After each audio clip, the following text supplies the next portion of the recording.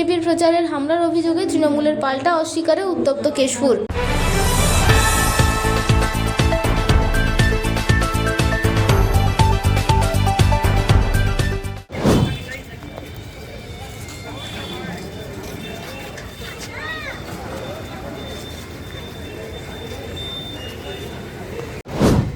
শুভেন্দু সামন্তর সমর্থনে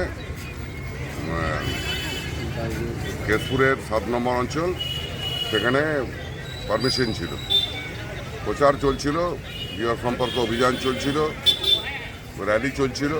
সেই সময় অতর্কিতে তৃণমূল পার্টি অফিস থেকে 5-7 জন দুষ্কৃতিকারী এসে পিছনের দিকে ছিল লক্ষণ পাল সহ আরও 4-5 জনকে ডাং দিয়ে এলোপাথারি মারধর করে।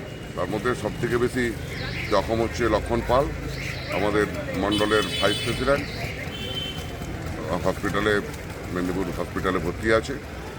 আমরা এফআইআর করেছি। আমরা চাই যে শান্তিপূর্ণ নির্বাচন, আর এই সমস্ত দুষ্কৃতিকারীরা তাণ্ডব চালাচ্ছে বিভিন্ন জায়গায়, কেশপুর সহ বিভিন্ন জায়গাতে, সেই দুষ্কৃতিকারীদের শাস্তি চাই। আমরা নির্বাচনটাকে অবাধ এবং শান্তিপূর্ণ আমরা চাই।